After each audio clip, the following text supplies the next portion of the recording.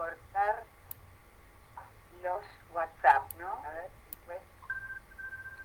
No hace falta. Bueno, buenas tardes. Bienvenidos a todos. Estamos acá para, digamos, conmemorar de alguna manera el día 25 de noviembre, en el cual se ha definido el Día Internacional de la No Violencia hacia la Mujer, y cómo casi todos los años, de alguna manera, siempre organizamos algún tipo de actividad, y este año la virtualidad nos ha llevado a estos espacios, así que les agradecemos a quienes están presentes en vivo, y después a quienes lo miren por las distintas plataformas como YouTube y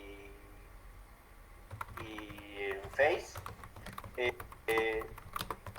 esta oportunidad lo que hicimos fue invitar a dos compañeras, colegas, una local, una nuestra, santiagueña, y además que cuando organizábamos la actividad decíamos con Nechi, todos los 25 de noviembre en la facultad algo hacía.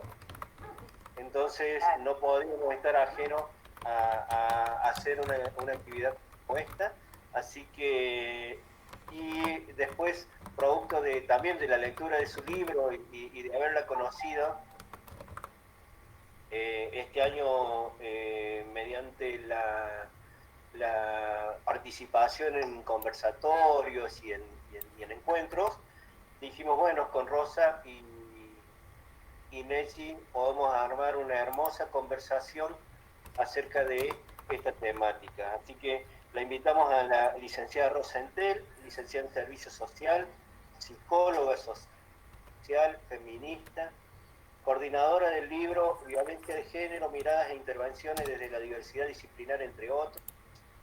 Así que bienvenida, Rosa, muchas gracias por sumarte a esta actividad. Y también gracias a ustedes. Va a participar como invitada Inés Rubio, licenciada en Trabajo Social, docente, autora de numerosas publicaciones sobre la intervención del trabajo social con perspectiva de género, también militante feminista. Así que bienvenida, Nechi. Hola, gracias, Ariel. Bien, sí, éramos parte de ese equipo docente, así que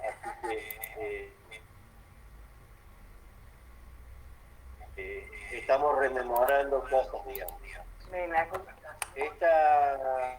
Gracias. Esta actividad la organizamos desde el proyecto de investigación las sexualidades en la construcción de subjetividades sociopolíticas, que dirige la colega también Leticia Gutiérrez, que yo codirijo, y que formo parte de Jimena, está Pichi, estaba por acá, que también forma parte, Maite, Emma, que son estudiantes de trabajo social y que forman parte de nuestro equipo. Así que en nombre de todas y todes, si alguien quiere tomar la palabra puede hacerlo tranquilamente, y ya damos por inicio la conversación. Bueno, como quieras. Bien. Le doy la palabra a la invitada. Después. Ay, dale, muy amable. Gracias, bueno, muchas gracias. Bueno, a ver, mínimamente, no me escucho bien yo. A ver, ¿ahora me escuchan? Perfecto, Rosa. Sí, te escuchamos. Bueno. Veía entre los ejes temáticos el tema de las experiencias en violencia de género. Pensé, bueno, en principio, el 25 de noviembre, Día Internacional de la Eliminación de la Violencia contra la Mujer, es un día fundamental en el cual se rememora la matanza de las hermanas Mirabal, Minerva Paz Teresa, de una manera brutal por el régimen absolutista tremendo de Leonidas Trujillo. Fueron a dar palos desde un barranco. Sería largo de contar, pero mínimamente en los regímenes autoritarios frente al activismo de los que se oponen a ellos, a esa tiranía, estos, y el tema volcado sobre las mujeres, ¿no? Así que me parece muy auspicioso que esto se... Por otro lado, respecto a... yo no tengo los ejes, pero recuerdo que el primero era referirnos a las experiencias, ¿no sé? Sí, te escuchamos. Bueno, las experiencias en violencia, bueno, yo me referir a violencia de género, especial, digamos, hace 35 años, casi con influencia, con distintas trayectorias, ¿no? Hacia las mujeres, lo cual incluye inquietud acerca de lo que muy bien decís, Ariel, de las disidencias, porque yo estuve comprendiendo contigo la diferencia entre diversidad y disidencia. ¿Cuál? Muy bueno, conceptualmente, ¿no? Yo voy a arrancar por decir que de la perspectiva de género en la cual se basa, ¿no?, nuestro quehacer, de tener una mirada textual, una mirada histórica, sobre las condiciones de existencia en las cuales nos formamos, sobre todo en las familias tradicionales, varones y mujeres. Y para decir que el primer objeto de intervención es yo misma. Porque en cuanto yo, perdón de utilizar la palabra yo, el pronombre, no sé yo, pero fue en el año 1985, lo que sí se ¿no? Desde la dictadura, veo en un diario, figura un curso de mujeres golpeadas en el Hospital Armenio Piñero de Buenos Aires. Bueno, convocado por Cristina Vila, por la licenciada Cristina Vila, que había estado fundamentalmente en Estados Unidos observando refugios y llegar el tema por primera vez a la Argentina. A mí me conmovió enormemente, hice el curso, fue mi primer contacto, 1985. Nuestro común amigo Darío Alfredo González dice que yo soy una histórica, ¿no? Bueno, no lo tomo como una, lo tomo bien. La historia es importante, ¿no? Por eso recuerdo bien la memoria, y mi vida se enriqueció totalmente a través de este aprendizaje, luego en la Escuela de Salud Pública que dirigía ella, atendiendo fundamentalmente, a pesar de que tenía muchos años de trabajo como trabajadora social en el barrio de San Primero, después en casa, no tenía herramientas para intervenir con las mujeres, que yo me daba cuenta, las mamás de los alumnos, que si estábamos, ¿se escucha muy mal, dice? Ah, no, había un cartelito que decía que se escucha mal, a ver. Sí, quizás. A ver, tildo la cámara. Sí. ¿Ahora? Dale. Sí. Bueno, no sé si se entendió hasta ahora. Sí. Bueno, entonces yo me sentía instrumentada para atender a las personas que me daba cuenta que habían sido agredidas, y también salíamos de dictadura, ¿no? Había, digamos, era un tabú, no se podía hablar de eso, y no se mencionaba, ni teníamos tampoco formación en la carrera acerca de esto. Luego en la carrera de trabajo social, una materia, no sé si en este momento, yo ya me jubilé hace unos años, estaba en trabajo social, fundamentalmente en materia de intervención grupal. Bueno, de ahí en más, comencé con entrevistas que me conmocionaban totalmente, los testimonios con los cuales encontraba, que eran apabullantes, impactantes, las cosas, los detalles, las cosas que contaban las mujeres, que menciono de paso un hito fundamental, que fue la muerte de Alicia Monzón a manos Alicia a manos de Monzón, que la tiró, ¿no? Y este suicidio que hizo que las mujeres vinieran masivamente a servicio.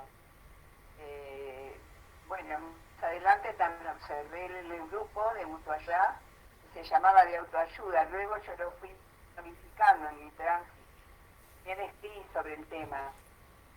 O sea, eso fue en cuanto mucha experiencia en atención, capacitación, cada vez entrando más y digamos, no solo volcando los conocimientos que iba aprendiendo, que iba internalizando, sino también que me iban edificando o estaba aprendiendo a vivir de otro modo, ¿no? Valorizándome, teniendo en cuenta todo lo sucedido ancestralmente hacia el género mujer, ese colectivo humano considerado ancestralmente como inferior y subordinado. Bueno, no sé si estoy hablando mucho. Rosa, te quería hacer una pregunta y darle el paso a Nechi, pero para que vos me respondas y después arranca Nechi si quiere opinando al respecto. Sí. Cuando en esa época que vos me estás contando, 85, 86, 88... Sí, de ahí en adelante. Cuando se hablaba de violencia de género, ¿se hablaba solo de la violencia física o ya se reconocían otros tipos de violencia? Bueno, primero se denominó mujeres golpeadas, o sea que siempre hay un golpe, hay violencia psicológica, donde se va acompañado de epítetos que ya se imaginan cuáles son.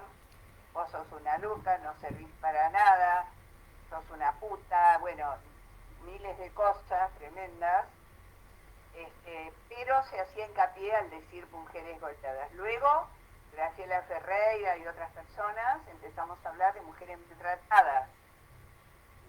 Luego yo, después ya estoy haciendo saltos históricos, ¿no?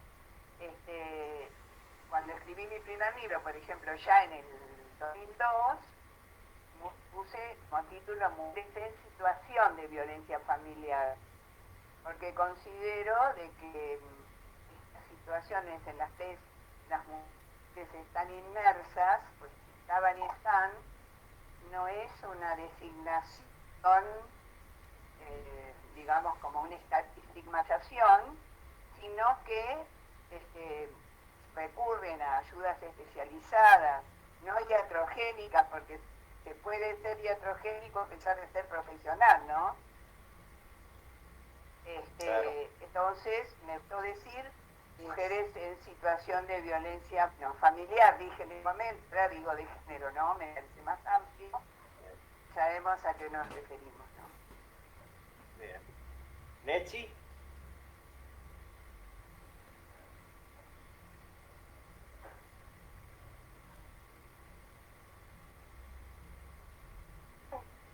Sí, ahora sí. Sí, Dale. ¿me escuchan?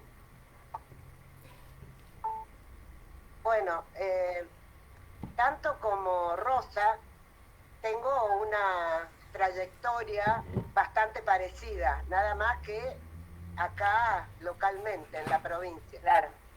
Y debo decir que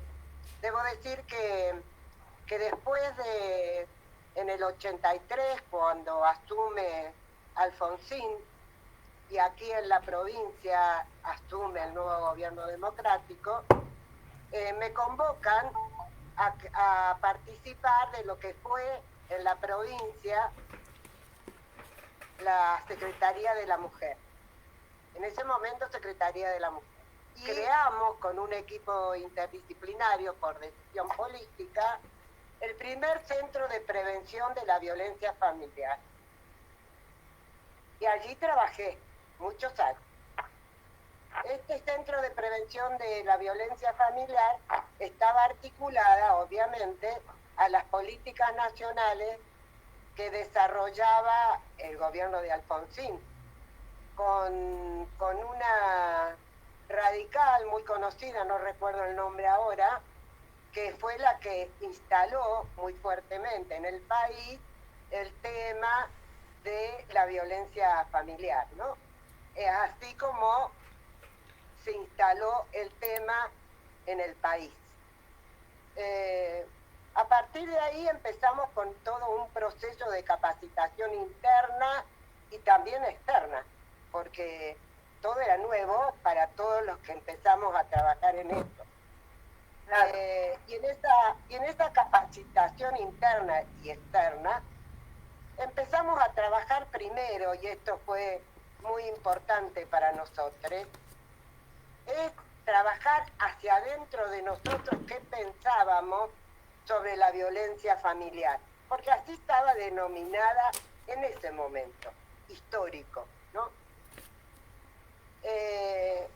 ¿Y qué pensábamos cada uno de nosotros? Había un abogado, había una psicóloga, había una trabajadora social, yo y otra más, y había todo un equipo que había que capacitar, todo el personal de la Secretaría de la Mujer, porque era fundamental hacerlo.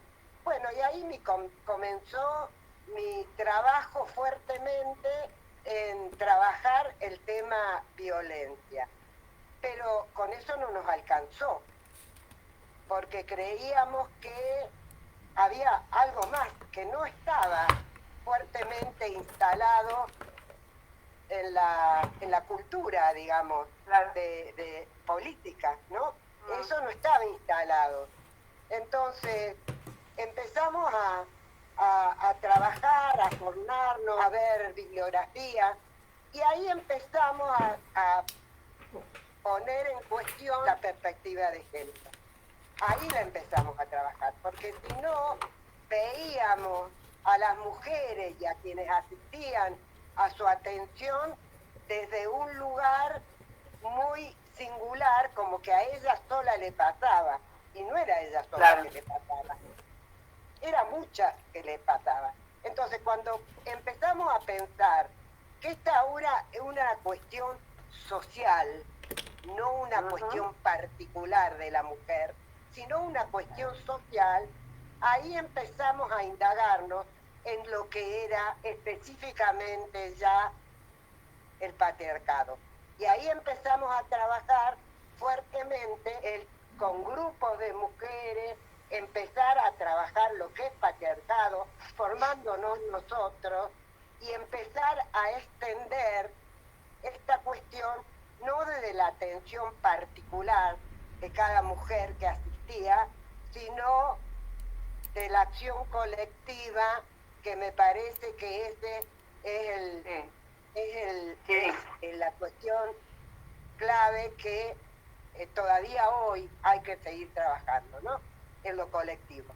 Y quiero decir algo más, que a partir de ahí, por eso, trabajamos unos años, esto fue año 84, 85, estuvimos alrededor de unos 7 años, más o menos, cuando el Estado provincial vio, para que les voy a contar esto porque es sintomático, ¿no? Que puede suceder también ahora. Cuando el Estado provincial vio que nosotros, como equipo, como mujeres, como equipo interdisciplinario, estábamos planteando una acción política, ya no les gustó demasiado. Entonces cerraron la secretaría. Se eliminó la de la cuestión particular. Cuando entendieron que no era una cuestión particular y empezaron a pensar que era parte de un proyecto social o etcétera. Exactamente.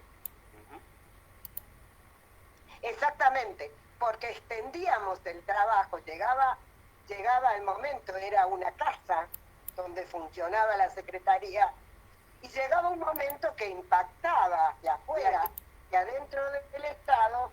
¿Qué estábamos haciendo nosotros con todas las mujeres que estaban ahí? ¿No? Y eso molestó mucho, mucho. Bien. Entonces, como molestó, se cerró la secretaría. Se cerró por mucho tiempo. Es decir, recién ahora, hace 2 años, se instala nuevamente la secretaría en el gobierno provincial. Entonces, cada uno de nosotros que estuvimos trabajando ahí, fuimos a trabajar, este es mi caso, a un centro de salud comunitario. Y ahí seguimos, y ahí seguí. Y ahí articulada con el equipo, porque cada uno de ellos fue a trabajar a distintos lugares. Entonces ahí seguimos trabajando territorialmente, ya no desde un lugar estatal, digamos, fuerte como una secretaría, sino en los propios territorios. Y esto dio lugar a que, como actividad docente, que yo también ya lo era, a poder articular práctica y teoría y a seguir formando tanto trabajadores sociales como el contacto directo con los territorios y con las mujeres. Y así, aún así hoy lo sigo haciendo.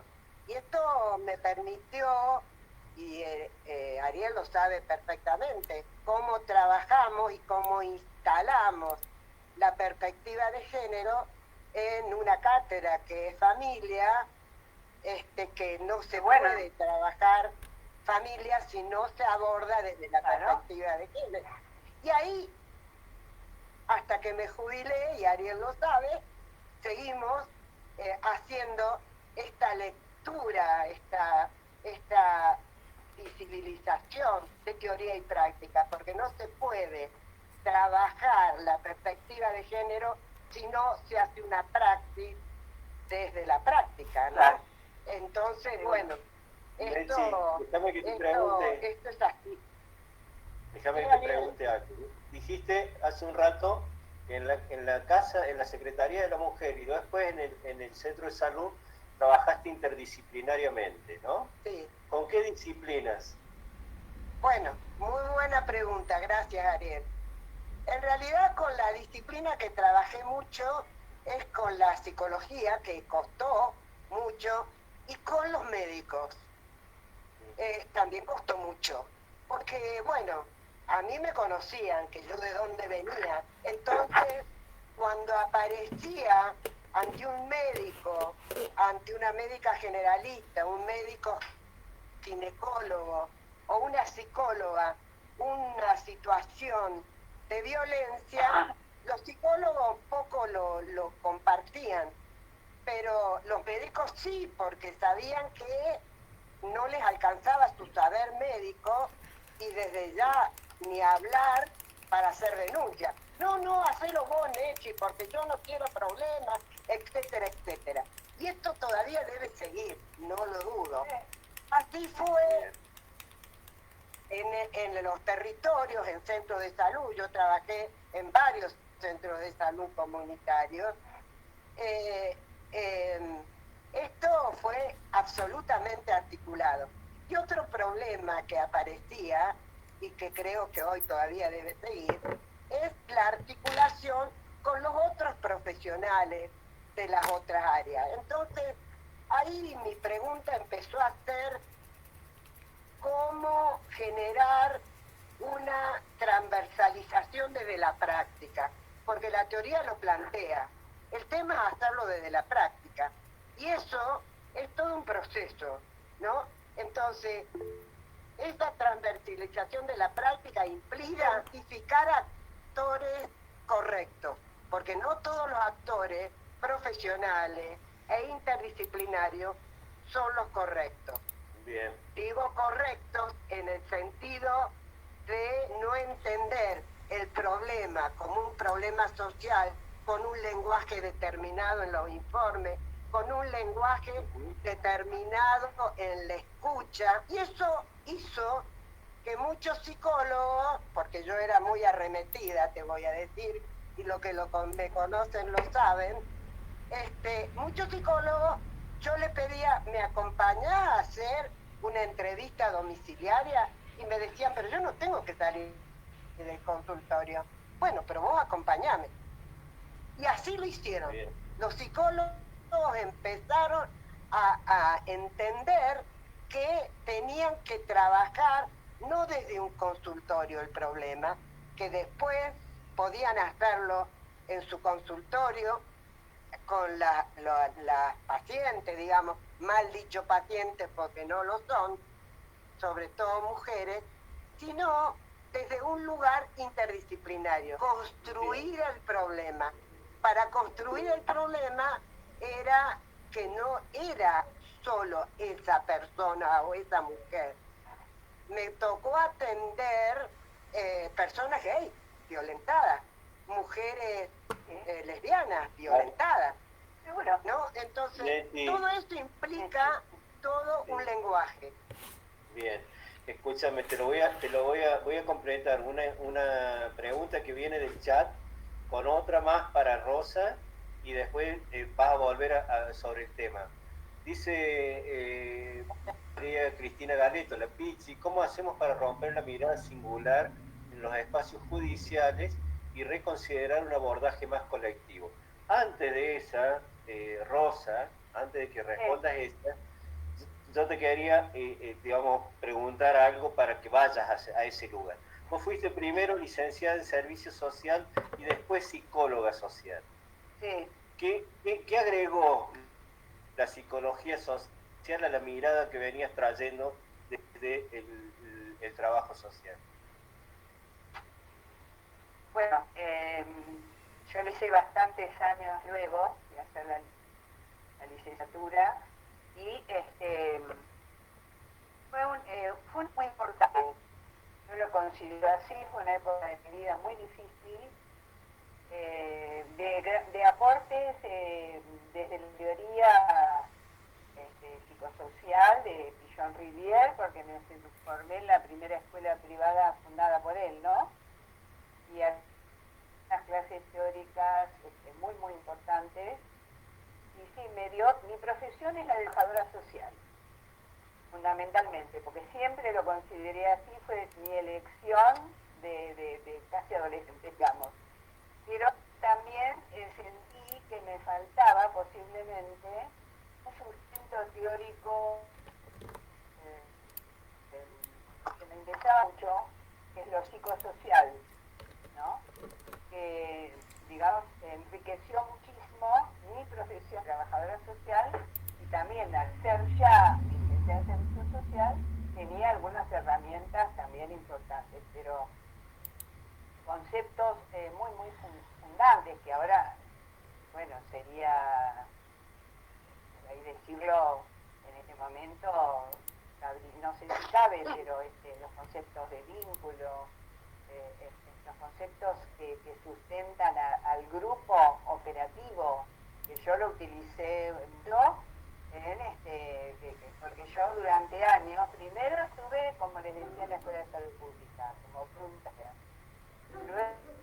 Luego estuve en distintas asociaciones civiles, entre ellas varios años en la Fundación Alicia Moro de Justo, donde yo coordinaba, y primero con la directora y luego con una colega, Silvia y Sami, el grupo de mutua ayuda y reflexión. ¿Se oye bien? El grupo de mutua ayuda y reflexión de mujeres en situación de violencia. Sí, vale. Sí. Todo lo que es el manejo, digamos, la coordinación, mejor dicho, de los grupal, la carrera se instrumenta mucho. Muchos otros conceptos que considero muy, muy importantes, que sería extender con psicología social. Yo creo, una vez escuché hace muchos años a un colega que dijo que esto nos saca identidad a los trabajadores sociales. Yo pienso que no. Pienso que a mí me fortaleció, me dio me gusta mucho la bibliografía.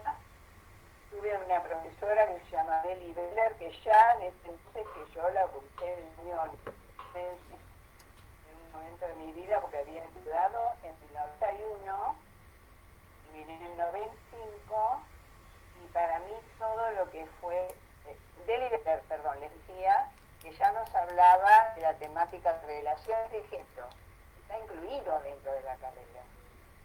Bueno, saben que Pichon-Rier pasó del psicoanálisis a la psicología social, habló de familia, de los emergentes que surgen en la familia, digamos, como el portavoz, bueno, una serie del grupo, bueno, una serie de conceptos que vinieron a fortalecerme, ¿no?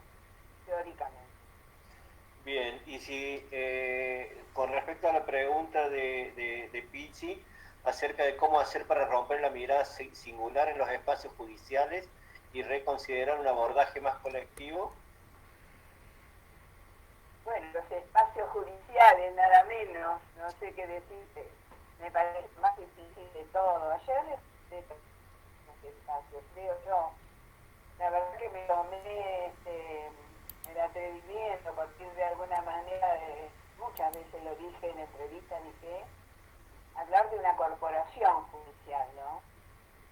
Ayer lo escuchaba el doctor Rosán con unas colegas de La Pampa, muy buen encuentro, y estaba invitado el doctor Rosansky, que seguro lo conoce, uno de los jueces que fue defenestrado por el gobierno anterior, lo mismo que Luis Arias, con el cual tengo una amistad, que trabaja con la esposa, con Susana Cisneros, una abogada extraordinaria. Entonces ellos también, es muy difícil esta pregunta, porque con estas excepciones, Ramos, Marilla, etcétera, yo no los conozco a todos, ¿vale? Pero con estas excepciones, jueces todos, digamos, y honestos y todo, hay toda una corporación de poder, decimos, con ideas muy conservadoras, reaccionarias, muy sustentadas en el patriarcales. Entonces, a mí me parece, por ejemplo, que la ley Micaela es un logro importante. Sabemos que a través de la ley Micaela existe la obligación, bueno, a través del femicidio de Micaela García, ¿no? Como sabemos, terrible, pero yo decía, una cosa que el proyecto que estoy escribiendo ahora, ¿no? De un feminicidio a una lucha dignifica. Es la ley Micaela, ¿no? Porque se ha formado una función, Micaela. Se pretende, obliga, es una obligación de la ley que todo el personal oficial esté capacitado en la temática de género. Y entiendo que también en el tema de las disidencias, ¿no? Que también hay que darle la importancia que tiene. Pero me parece a mí la mirada singular, ¿a qué se refiere? ¿Individualista sería? Individualista, terapéutica quizás. El Poder Judicial menciona. Claro, Sí, sí. Bueno, hay muchas personas, porque por ahí con tantas cosas que habría para decir, ¿no?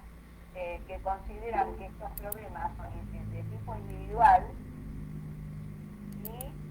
y lo consideran desde el psicopatológico, con una mirada, digamos, como logicista, endogámica, encerrar estos conceptos y que no pueden verlos desde una óptica social, por este problema de la violencia de género, con sus diferentes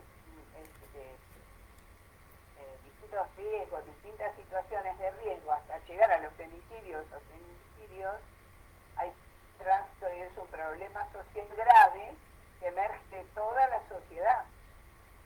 Pero, ¿cómo hacer? No, lo considero difícil. No en todos los casos. Además, hay una serie de profesionales incluidos en el servicio judicial. Lo veo más difícil, creo ellos, espero no equivocarme, en personas ya muy tradicionales, muy arraigadas a la familia patriarcal monogámica, ¿no? Bien. Mechi, te voy a repetir la pregunta, pero le vamos a agregar algo. Bueno, Rosa nombró la ley Micaela, ¿no? Digamos, la implementación efectiva de la ley Micaela, ¿qué te parece a vos con respecto a la incidencia en el cambio de este paradigma o de esta mirada? Digamos, ¿qué importancia podría tener o le otorgas a esa implementación? me parece importante, es un logro la ley Micaela. El problema es, y yo como integrante ahora del Observatorio de Violencia de Género de la provincia, me animo a decir, porque tengo varias consultas, me animo a decir que no alcanza, ¿no? Y leía el otro día un escrito muy interesante de una abogada que decía que es importante la ley Micaela. El tema es que no alcanza con una capacitación como que está planteado en la ley, que todos tienen que tener perspectiva de género en las intervenciones, en todos los ámbitos, en la justicia, en la salud, en todo. Ahora bien, el problema es, y esto es lo que yo veo, es que no alcanza con una capacitación, porque el problema es el patriarcado instalado. Y Claro. esto, desde mi práctica, desde mi experiencia, es que se pueda despatriarcalizar desde el lenguaje, desde lo que se dice, desde lo que se escribe, desde del cómo se interviene, ¿no? Entonces, que eso, la perspectiva de género está incluida en la ley Micaela, está muy bien, pero el tema que pasa con los operadores en los distintos instituciones públicas, ¿no? El otro día estuvimos en una discusión del observatorio a nivel provincial y hemos presentado una nota al Estado para que nos muestren, para poder establecer agenda al Estado, para que nos muestren cuáles son las estadísticas que se tienen de atención y qué resoluciones han tenido, porque desde ese lugar vamos a poder plantear una agenda. Bueno, estamos esperando, vamos a ver qué nos responde, porque está muy bien la ley Micaela, pero yo creo que el resultado se ve en las resoluciones que se hacen frente a eso. Y como dijo recién Rosa, en la justicia hay una corporación patriarcal muy fuerte, y de todos los operadores, no solo hablo de los jueces, ¿no? De todos y todas las operadores, no solamente de los jueces, porque esto es lo que a mí, yo he participado en juicios como de abuso sexual en niños y en niñas. He participado en juicios porque he sido acompañante de familia de niñas abusadas, y me ha costado mucho trabajar el tema de, frente a las decisiones de la justicia, resoluciones que corresponden a un delito, Claro. ¿no? Y era muy difícil poder, me acuerdo, he participado en muchos juicios, pero voy a nombrar uno, en que estuve en una niña, ¿no? Que en ese momento tenía 3 años, y donde el médico, una niña con plenorragia, ejemplo. Y el médico me pregunta, en el centro de salud donde yo trabajaba, me pregunta, Nechi, ¿una niña se puede contagiar en un video de esplenogastraquia? No, le dije, eso es abuso. Y hay que trabajar. Y vos me acompañás. Entonces entrevisté a la familia y el abusador estaba en la familia, obviamente. Todo lo que costó, como ejemplo, este ejemplo y otros más, todo lo que costó que este juicio llegara a su efectivo conclusión de pena, que lo logramos. Pero lo logramos ¿por qué? Porque un juez, como no había prueba contundente, aunque la había, puesta por los médicos y todos los informes que pudimos realizar, en contraposición a muchos informes judiciales, les quiero decir. Entonces, este juicio prescribió. Pasaron unos años y un abogado, un juez subrogante, lo puso de nuevo. ¿Por qué? Porque el abusador se presenta en la justicia y dice, quiero limpiar mi honor. Así, porque yo soy bueno y no he hecho nada y quiero limpiar mi honor. Ese fue el eje en que empezamos a trabajar fuertemente con la familia, con el equipo y con mucho conflicto interno en el Poder Judicial para que este juicio se llevara adelante. Cosa que sucedió. Y el abusador estuvo 16 años preso, ¿sí? Articulando esto, después, este es otro tema a trabajar. ¿Qué pasa después cuando los abusadores o los femicidas cumplen su sentencia y después salen a la calle nuevamente? Como pasó con este... Es otro tema. Acá vino otro trabajo muy fuerte que hicimos desde el centro de salud, articular con la universidad.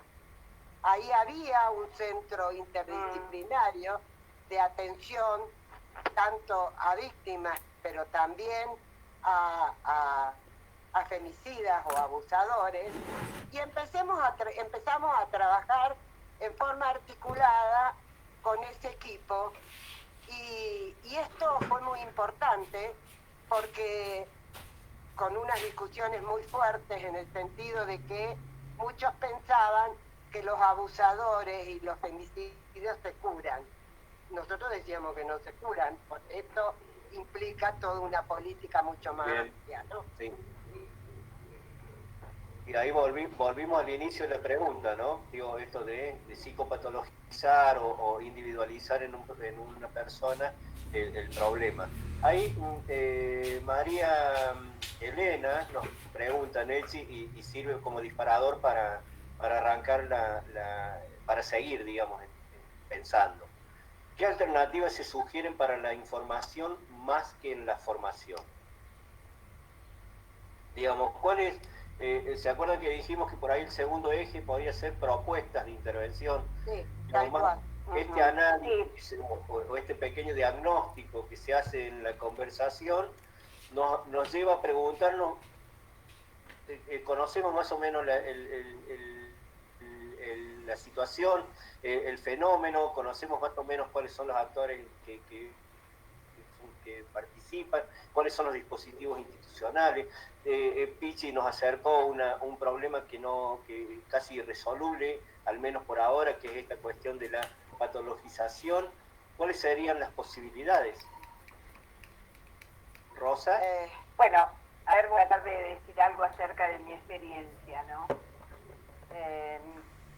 Una capacitación, sobre todo con un tema que históricamente no tiene demasiados años y por el cual, acerca del cual hubo un tabú total, digamos, como que de eso no se habla, ¿no?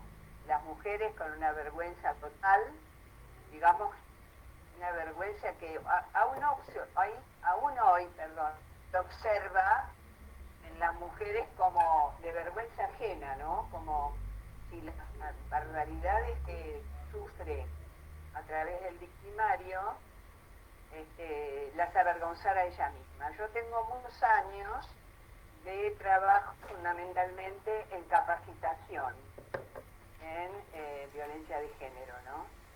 En el cual se toma en especial, digamos, una perspectiva histórica sobre, digamos, lo que hablamos de perspectiva de género, hay que mirarlo desde una perspectiva histórica porque somos temas históricos, somos personas históricas, ¿no? Yo considero un error, una simple, diría, descripción de cómo es el tema, que también es importante, como es la indefensión aprendida, que lo estudiamos en nuestro momento, el ciclo de la violencia, la situación en la cual viven las mujeres, los cautiverios que sufren, las características del golpeador, del varón violento, etcétera. Pero también comenzaba siempre durante numerosos cursos, porque primero estuve, como les comentaba, con Cristina Vila varios años, donde aprendí, abrevé muchísimo de esa experiencia, y luego en distintas asociaciones civiles y en violencia, y también en una organización, una asociación civil que fundé yo con otras colegas y varias personas de distintas, también colaboraba una abogada, psicóloga, Viviana Clark, como mucho tiempo, como un equipo interdisciplinario en el cual tomábamos distintos aspectos, el aspecto legal, el aspecto de lo que implica la perspectiva de género en cuanto a lo que llamamos, de alguna manera que lo es, el mito ancestral de la inferioridad de la mujer, ¿no? Entonces, desarrollando de qué hablamos cuando hablamos de esto, este mito está, digamos, naturalizado durante mucho tiempo y aún hoy perdura, digamos, en la mentalidad, en la subjetividad de mucha gente y sobre todo en las matrices de aprendizaje que han abrevado, digamos, en las familias tradicionales, con la separación entre ámbito público y ámbito privado, el proceso de industrialización hizo mucho hincapié en la separación de los ámbitos con, hola, dije yo. Sí, dale. Ya te habilito, Nancy. ¿Me oyen? Bueno, sí, dale, los mitos, por ejemplo, digo algunas cosas porque es imposible en este momento señalar todo, pero estábamos y seguimos en este momento mucho a través de los libros, de la escritura, y también con entrevistas, digamos, la división tajante entre lo racional, el mundo público, la necesidad de ser ganador para los varones, sustentar los gastos y la hegemonía del hogar, ser el winner, el que tenía que ser el ganador. Y hoy, por ejemplo, veía en tu libro cómo persisten algunas ideas en los pibes, ¿no?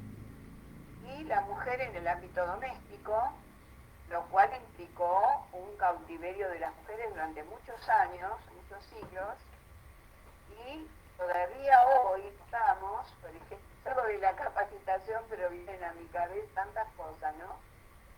El tema de que te adjudico mucha importancia de por qué le tienen miedo, a qué le tienen miedo, digo, las mujeres patriarcales, porque hay muchas mujeres también que sostienen estos valores, digamos, familia tradicional, de los roles rígidos, de la supremacía del hombre, de que el hombre tiene que traer el sustento.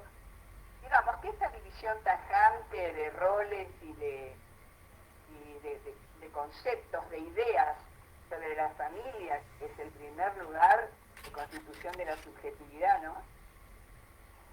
No fue positiva tampoco para los varones, a pesar de que ellos en realidad se han enseñoreado de los lugares de poder, pero tampoco fue positivo para los varones. Bueno, yo también tomaba estos cursos y escritos sobre el varón violento frente al embarazo, bueno, muchos temas. Parece que a eso puedo darte alguna respuesta acerca de la información, porque ninguna persona, a pesar de que tiene el título de trabajadora social, psicólogo, lo que sea, si no tiene una formación en todos estos conceptos que hacen a la perspectiva de género, ay, a ver, ¿qué pasó ahora? No, te escuchamos, Pero yo seguimos escuchando. me fui del... A ver... De la imagen, nada más. La imagen, sí. A ver, ahora, no sé Sí, qué toqué. Bueno, digo, a pesar de los títulos logrados, por ejemplo, se han visualizado en las mujeres con trans muchas intervenciones de tipo iatrogénico. ¿Qué quiere decir? Que a través de la intervención profesional se puede llegar a hacer un daño a las personas, ¿no? Entonces, me parece fundamental todo lo que hace la información. No verlo desde la singularidad. También he hablado, por ejemplo, de crímenes nacionales. Aún hoy, yo creo que hace poco lo he leído en algún diario. Esto, desde la definición de violencia de género, se ha avanzado un montón en el tema, ¿cierto? Y se ha categorizado dentro de la legislación vigente, ¿no? Pero la información es fundamental. Bien, Rosa. Nechi, comenta María Elena, lo que señala Nechi da cuenta de la importancia del abordaje integral desde la complejidad. Son esenciales los ateneos de caso. A eso te agrego, ¿qué opinás acerca de la inclusión de las contenidos de la perspectiva de género en las carreras de grado, por ejemplo?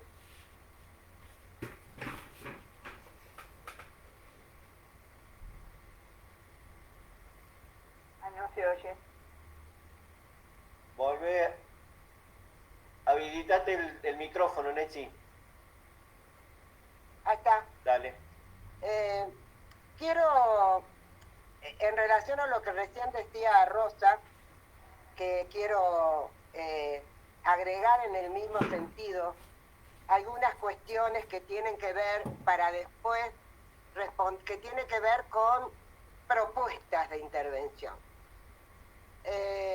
Y me parece que en relación a una propuesta de intervención quería, y ahí respondo la pregunta, quería que empezáramos a pensar muy claramente en lo que es los feminismos populares. ¿Por qué? Muy bien, de acuerdo. Porque es desde la realidad de mujeres y varones y disidencia, es donde podemos tener herramientas para trabajar en concreto la violencia, pero también trabajar el tema del patriarcado. Yo recuerdo cuando en la provincia se instala el programa de atención primaria de la salud, me invitan a capacitar a agentes sanitarios, ¿no? Lo hice mucho tiempo, en un programa que estaba en el marco del gobierno anterior, no del gobierno anterior, hablo del gobierno de Cristina y de Néstor, cuando se implementó un posgrado que era de capacitación de todos los agentes sanitarios y médicos comunitarios.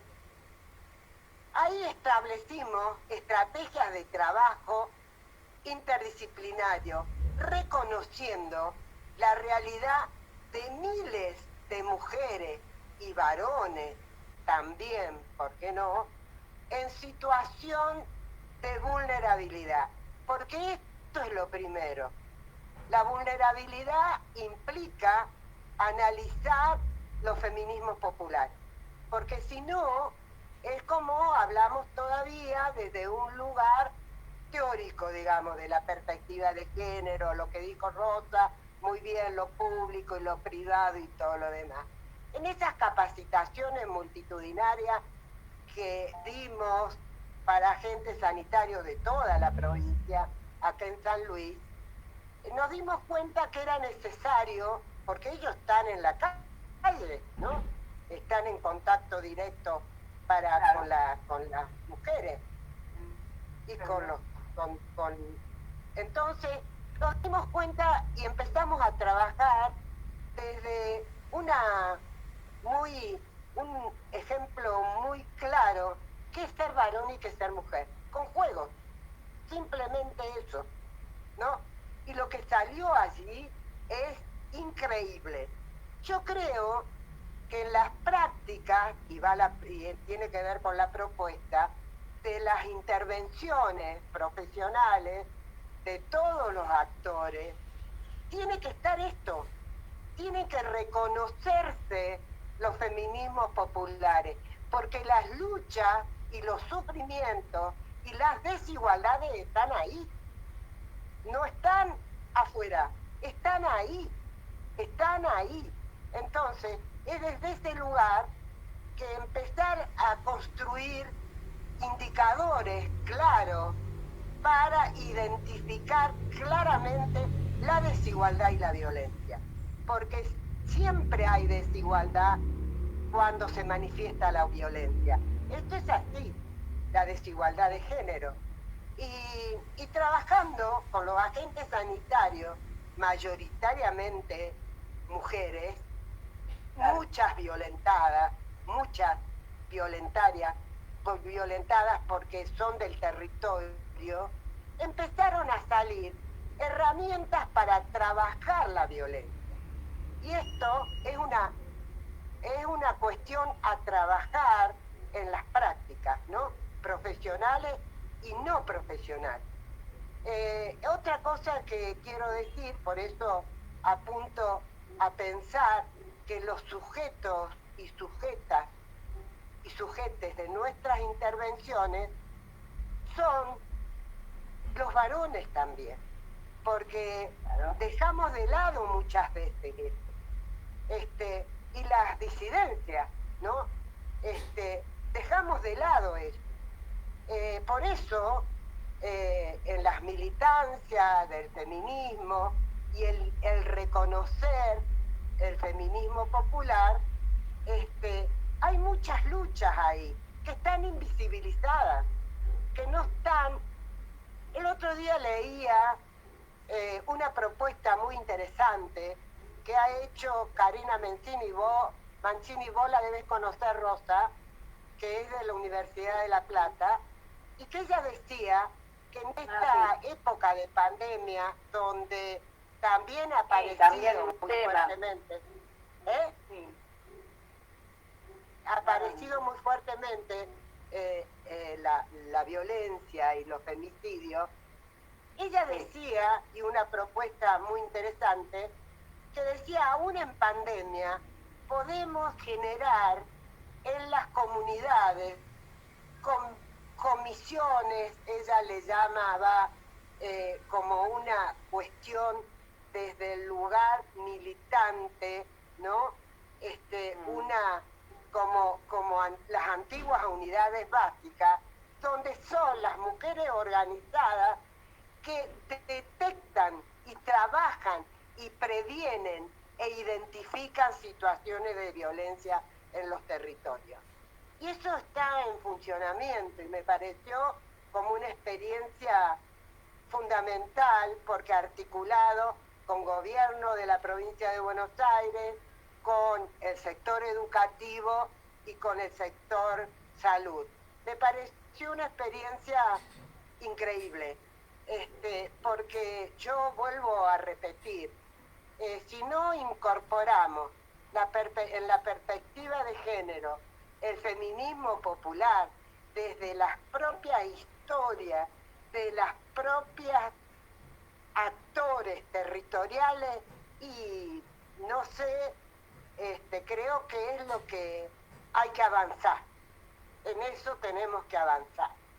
Y en ese sentido creo que todavía está el desafío. Leía hace 2 días que ojalá en el país y en las provincias se cambien los nombres de los ministerios, y de las áreas de género. Se tienen que cambiar. En Bolivia existe el Ministerio de la Despatriarcalización. Me encantó. Me encantó.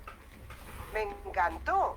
Porque ya ha asumido ayer o antes de ayer una referente de pueblos originarios. Me encantó. Porque es ahí donde está la cuestión, ¿no?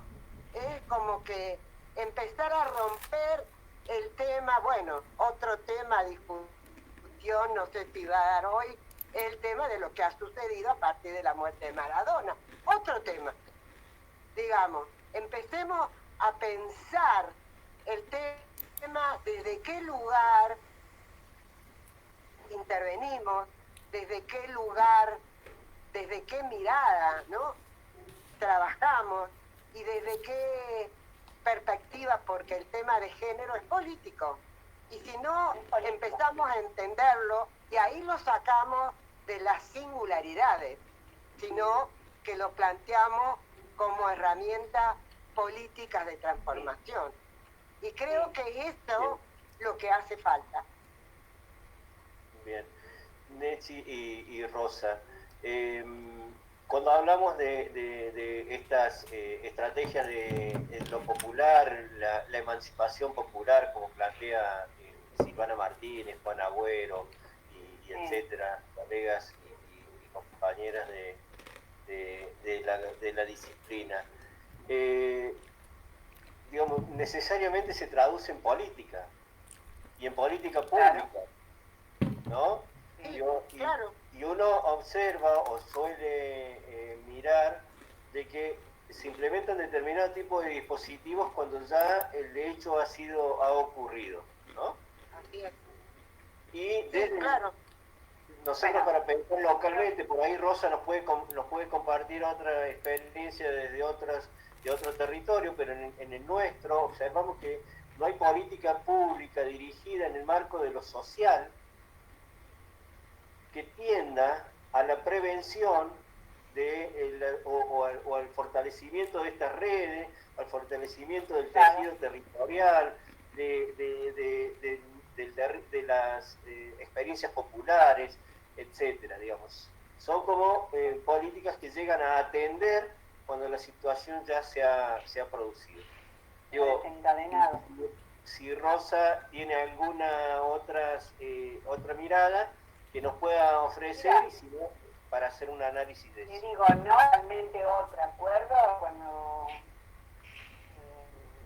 la compañera habló de feminismos populares, estoy absolutamente de acuerdo.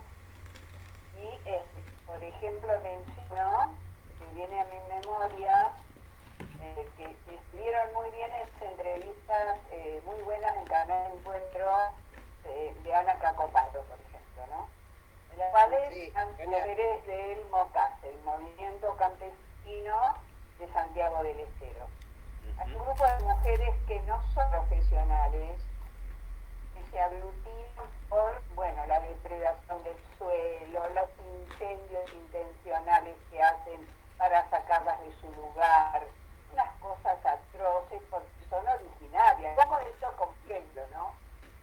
Estas mujeres se han empoderado, porque una de ellas dice en su testimonio, a mí todo lo que yo decía no valía, no servíamos para nada.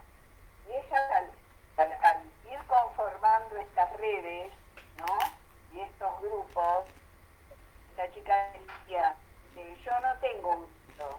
Durante mucho tiempo fue analfabeta, ve que luego se fue formando, tiene una fuente extraordinaria.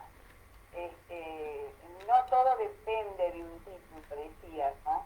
Sino de nuestros comunes problemas y poder organizarnos como ellas se llaman a sí mismas, mujeres feministas, no descartan la palabra feminista, ¿no? Comunitarias, ¿no? Y están de acuerdo, por ejemplo, porque acá viene algo sumamente interesante, y es tener una visión contextual y totalmente las condiciones de existencia de las personas, ¿no? Porque la depredación del suelo, ellas están por un movimiento internacional que se llama Vía Campesina, donde están contra los agrotóxicos, la depredación de los cultivos, bueno, es muy amplio, pero se congregan a través de esto y de las reivindicaciones de ellas como colectivo, digamos, de mujeres, ¿no? Pero también ocurre en Bolivia, ocurre con las mujeres zapatistas, ocurre con las mujeres mapuches. Hay organizaciones. También yo participo de esta idea que hemos vivido 4 años en los cuales lo social y el Estado se cortó de lo que debe ser un Estado presente, ¿no? Que tiene que estar, el Estado tiene que estar. Hoy estaba viendo en el ministerio, que volvió a la categoría de ministerio, ¿no?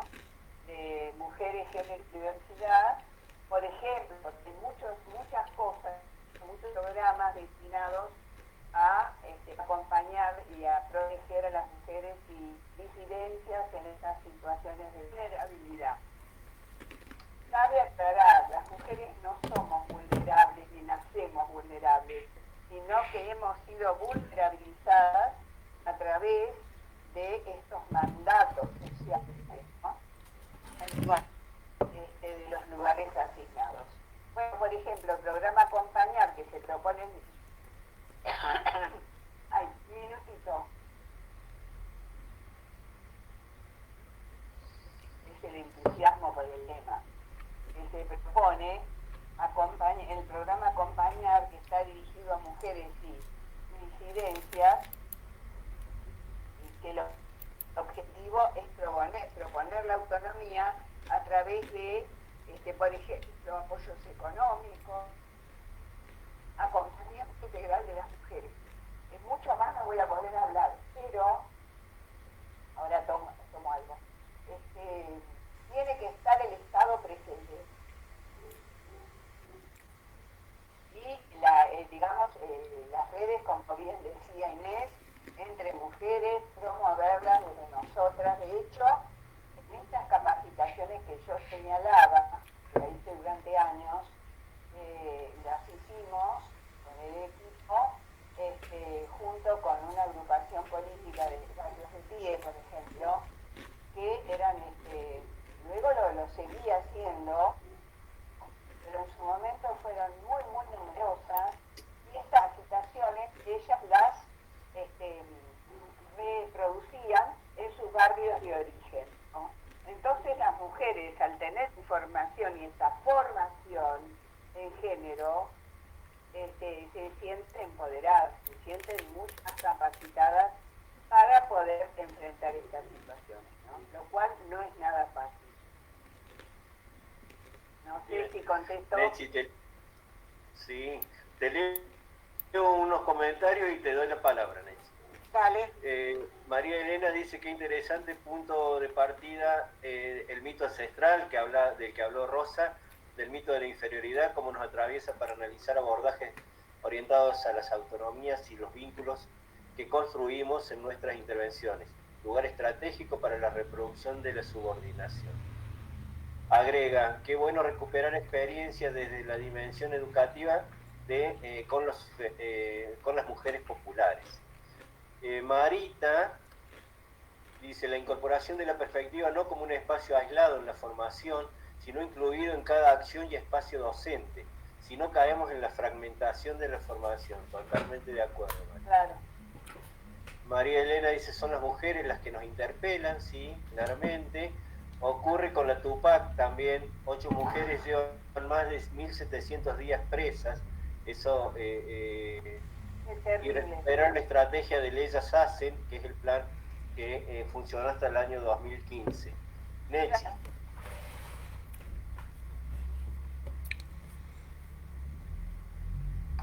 ¿Estás, Nechi? Sí, estoy. Dale. ¿Me escuchas? Sí, ahora sí. Bueno, María Elena ha planteado ejes interesantes. Voy a ir por partes.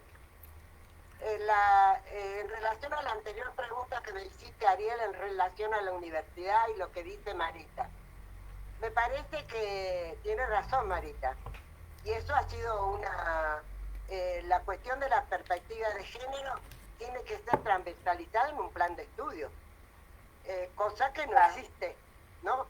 No existe, ¿no? Si no está transversalizado, no solamente en un plan de estudio de trabajo social, en todos los planes de estudio de las carreras universitarias. Esto es así, no pueden estarse planteando cuestiones de formación con perspectiva de género como lo es en un seminario optativo muchas veces, obligatorio al final de la carrera, ¿no? Eso no. Sin embargo, sucede.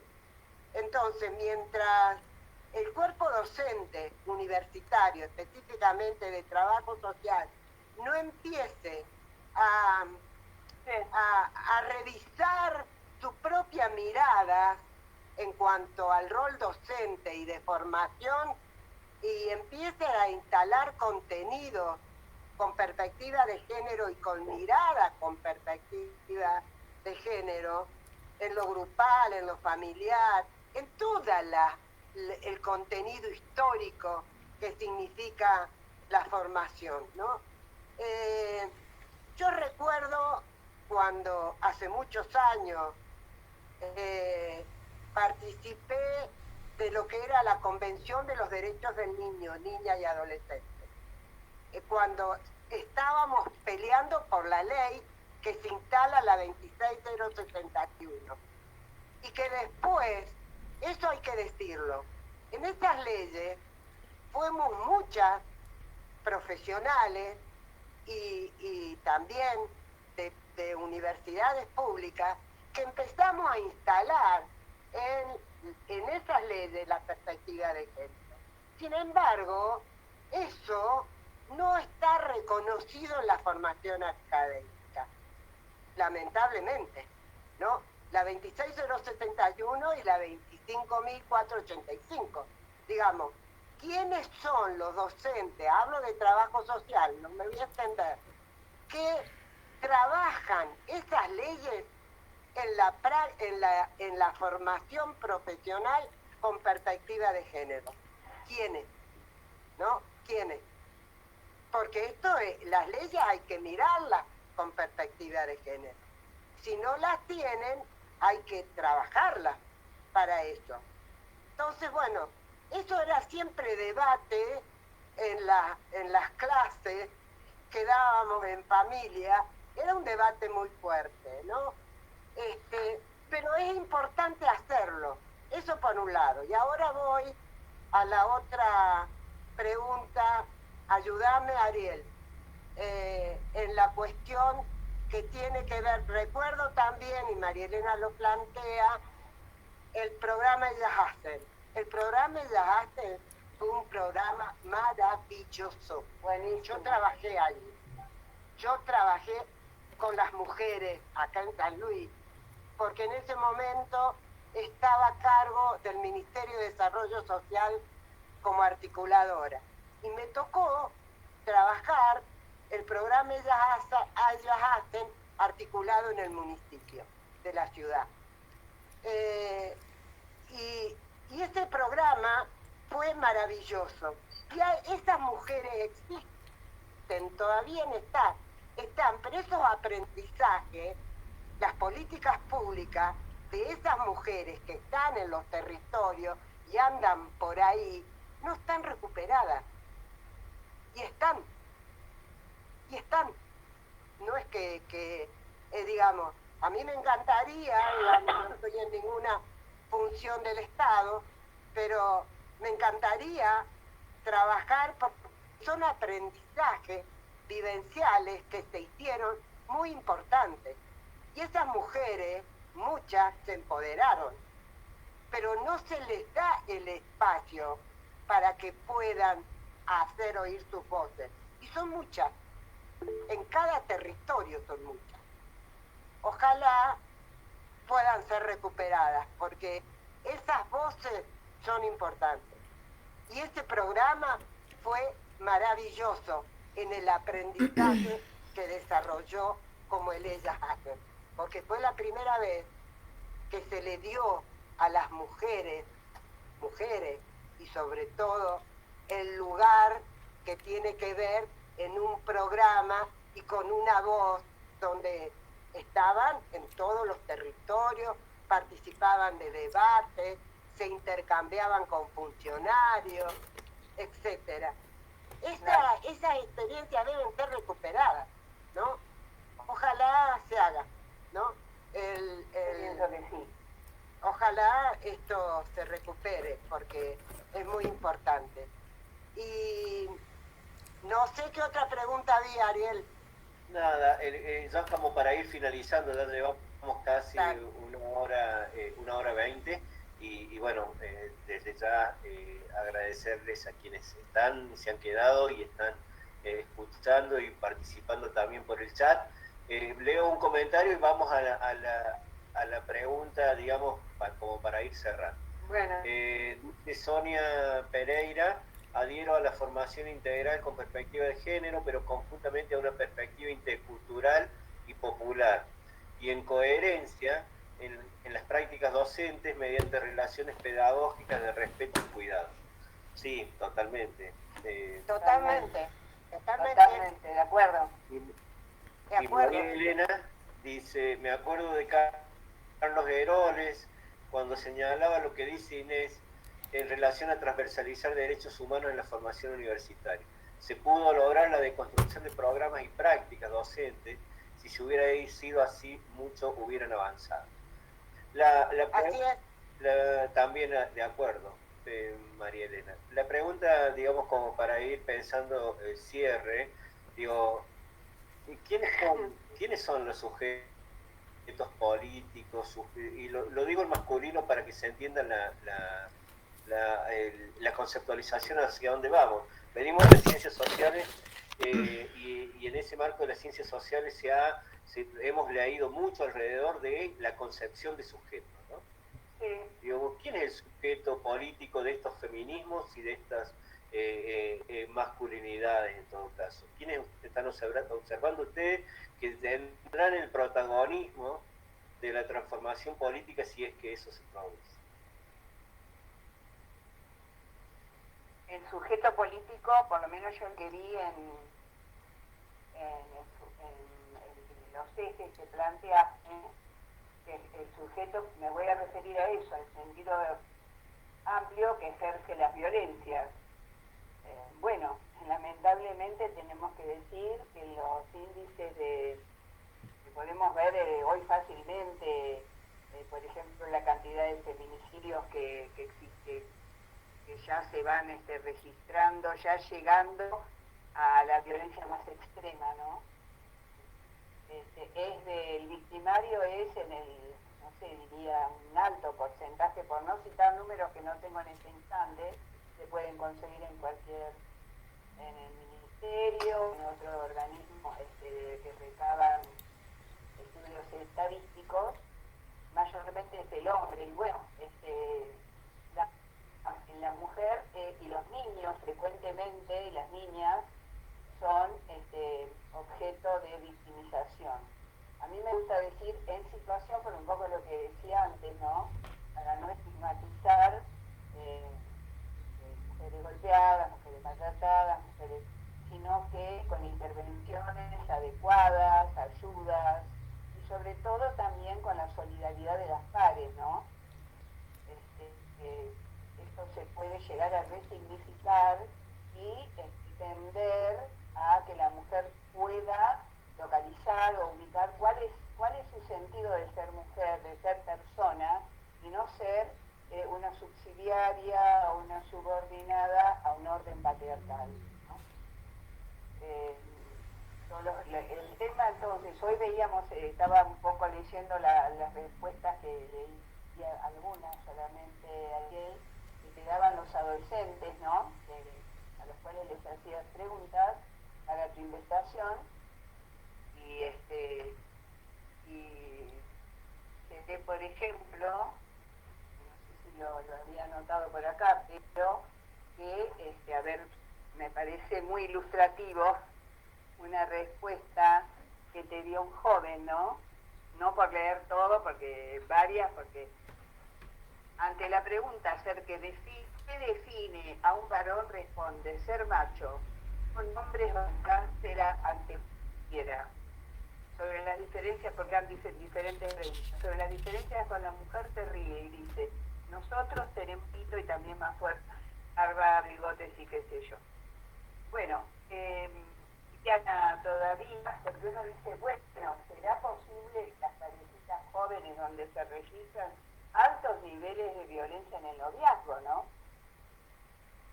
Podemos estar hablando de victimización, de patriarcado, y sí, podemos estar hablando porque es un hecho real que existe, ¿no?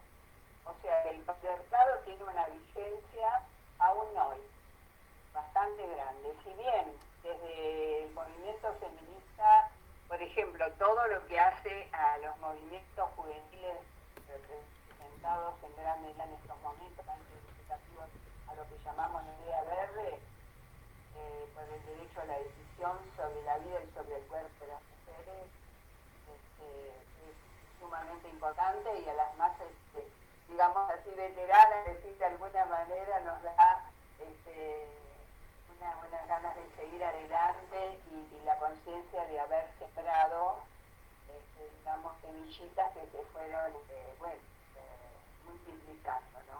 Así que lamentablemente aún hoy, pero con perjuicio también para los varones, porque eso también hay que reconocerlo, ¿no? No es nada extensionante, el varón no puede expresar, de acuerdo al patriarcado aún vigente, la expresión de sus sentimientos tiernos, el reconocer la mujer como par, ¿no? Porque cuando hablamos de violencia no estamos hablando de crímenes nacionales, estamos hablando de femicidios, ¿no? Bueno, esto es muy extenso, pero fundamentalmente, como dice el eje, los sujetos sociales somos, digamos, todos, y los de en los cuales ponemos nuestra intervención las que primero acudieron a los servicios fueron las mujeres y lo siguen haciendo. ¿Por qué? Porque se sienten vulneradas, afectadas enseguida, con un grave daño en su vida, en su proyecto de vida, y también están los niños y niñas testigos de violencia, y chicos maltratados. O sea, el hecho de ser testiva, ¿no? No los deja en un lugar tan diferenciado, sino que también son altamente dañados en sus subjetividades y en su vida. Y después, el sujeto que, bueno, ya lo estoy diciendo, que padece estas violencias, mayoritariamente establece estadísticamente. Ni hablar que no decrece, y es una gran preocupación, el índice de feminicidio, ¿no? El tema del periodo que estamos viviendo tan especial de la pandemia, ¿no? Ha hecho que por un lado, absolutamente lógico, desde las autoridades que están protegiendo nuestra salud, ¿no? Pero tantas horas de estar en una convivencia, si se quiere, forzada por las circunstancias, hacen que se eleven los factores de riesgo, ¿cierto? Los que trabajamos en violencia durante muchos años hemos visto que la violencia recrudece de los feriados, fiestas, fines de semana y etcétera, ¿no? Donde hay mayor riesgo y grado de convivencia. Todo esto es objeto de interés. El objetivo de nuestra intervención como trabajadores sociales, como tenemos que ir acompañando a las personas en su proceso de democratización de los vínculos, ¿no? No sé si es más o menos responde. Bien, gracias Rosa. Gracias. Nechi, y ya dando cierre para si hay alguien que quiera hacer algún comentario, que lo pueda ir haciendo mientras Nechi ya va dando su última opinión. Ok, gracias Ariel. Me parece que en relación a tu pregunta o tu interrogante, es que los los sujetos políticos de nuestra intervención son principalmente, digo principalmente, las mujeres, que son históricamente las subordinadas. Pero eso no quiere decir que no trabajemos los varones, porque los varones también sufren el mandato patriarcal de ser proveedores, de tener la autoridad o jefe de familia, etcétera, y tantos mandatos desde los roles asignados por el país. Que el sujeto político y la historia está demostrando que es el movimiento de mujeres, ¿no? Y que somos las mujeres y también las disidencias quienes se han manifestado contra lo que son los femicidios. Pero claro, no podemos solamente reconocer esta subordinación. También tenemos que reconocer quién ejerce estos mandatos de opresión que se ejercen sobre las mujeres. Y no solamente son los varones. Entonces, si uno no hace una lectura de la violencia, digo yo, en cadena de responsabilidades, y bueno, vamos a ver que el que lo ejerce directamente es sujeto varón. Pero también hay cuestiones, que esto está demostrado históricamente, no ocurrirían los femicidios si el Estado y la justicia actuara correspondientemente, que no sucede, ¿no? Entonces, primero, como decía Ariel, primero aparece el femicidio y después actúa la justicia. Pero antes hubo muchísimos indicios y denuncias que hacían ver que esto podía suceder. Y sucedía, ¿no? Y sucede. Sí. Entonces, y sucede, y todavía sucede, ¿no? Entonces, el interrogante es, desde todos los ámbitos, el interrogante y la respuesta es, en todos los ámbitos, es empezar a generar dispositivos que eviten esto. El evitar implica generar dispositivos políticos. Bueno, este es el camino. Y creo que todos los actores que estamos comprometidos en esto, debemos ayudar a generar estos dispositivos para que de una vez por todas, con la organización política de las mujeres y de los movimientos de mujeres y disidencia y los actores políticos correspondientes, eliminemos el patriarcado. Porque cuando siempre vamos por la calle, en las marchas, etcétera, diciendo, lo vamos a tirar. ¿Cómo lo vamos a tirar? Ya va a ¿Lo caer. vamos a tirar? ¿Cómo lo vamos a tirar? ¿Solas nosotras? ¿Yendo a la calle y todo? No, solas no.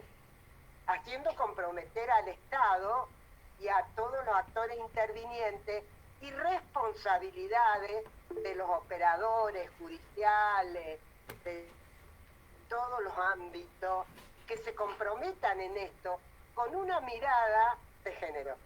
Si no hay mirada de género y de derechos humanos, no, esto es lo central, ¿no? Y esto es lo que debe correr como un río, ¿no? Cuando esto suceda, que todavía estamos en ese camino, pero bueno, la derecha opera por todos lados, ¿no?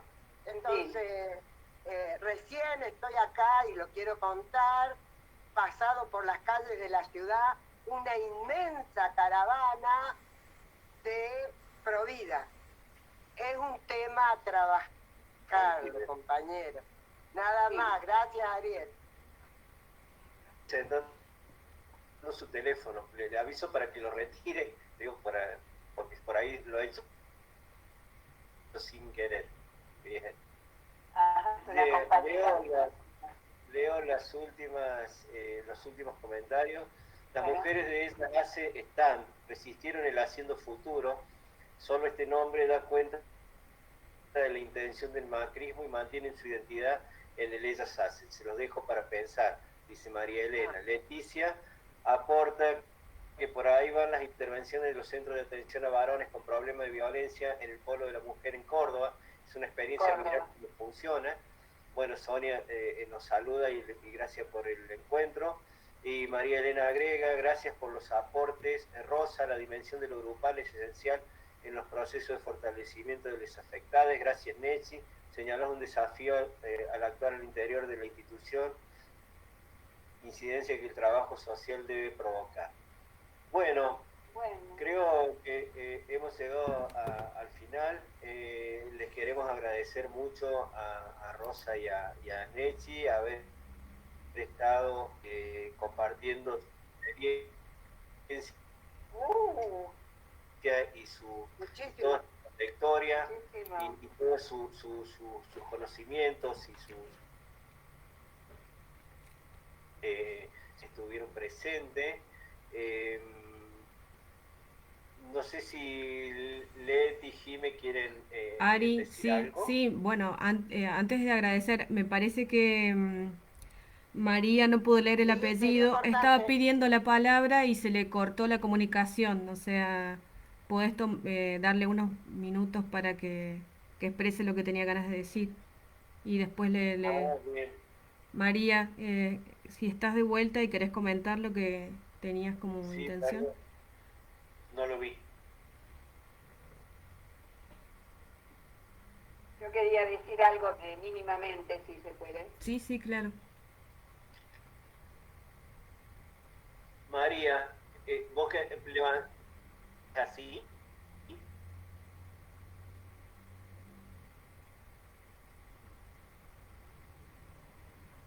No aparece. No aparece. No aparece.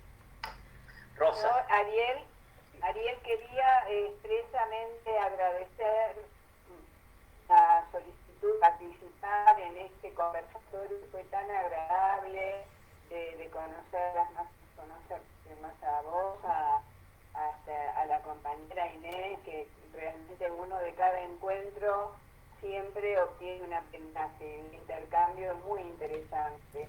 A mí me está últimamente, en los últimos tiempos, las publicaciones que me han hecho en Corrientes, Jujuy, que bueno, muchas la semana que viene con Sorba, les voy a mandar la difusión. Y Corrientes, les decía en Tucumán, para mí son de una calidez muy grande y por lo tanto les agradezco acercar profundamente, ¿no? Y hasta pronto. Bien, muchas gracias. Muchas Rosa. gracias. Es mutuo el agradecimiento. Bien, Leti, Jime. Nada, inmensamente feliz por la participación de estas dos mujeres inmensas y agradecerles profundamente, o sea, como dijo Ariel, es mutuo, nada más.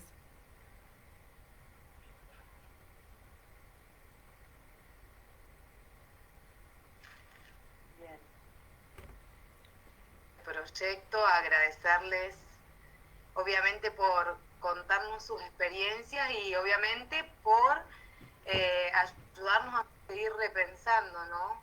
El trabajo social, nuestras intervenciones, es como que, bueno, no tiene fin y está bueno que personas con experiencia en el territorio puedan seguir ayudándonos a pensar. Así que muchísimas gracias y muchísimas gracias a todas las participantes y un abrazo a María Elena, que hace mucho que no la veo. Un abrazo también una mujer súper importante para ayudar a pensar, porque María Elena es territorio también como Nechi, así que vamos a armar alguna otra cosa para invitarla a ella. Les mando un abrazo y muchas gracias. Qué buena definición, María Elena es territorio. Qué bueno. Hermosa definición. Bien, les avisamos en el chat que tenemos un anuncio, así que se los contamos ya así cerramos. No se aguanta, no se aguanta. No, El nos día 10 de detiene. diciembre, no, el 10 de diciembre es el Día Internacional de Derechos Humanos y además es nuestro día, el Día del Trabajo Social, Sí. a partir del año 2012. Vamos a tener otra invitada para charlar y ya les invitamos a participar. Va a dar una conferencia y abierta también para intercambios y preguntas y etcétera, la magíster Susana Malacalza, que autora de, entre otras publicaciones, La autonomía del sujeto. Y así que les queremos invitar, va a ser el jueves 10 de diciembre a las 16:30 horas por este mismo espacio, por un Google Meet, así que ya les vamos a estar haciendo la difusión e invitarlas a participar. Muy bien, gracias. Buenísimo. Les agradecemos mucho y nos vemos la próxima. Nos vemos. Hasta pronto. Chao, Hasta chao, pronto. chao.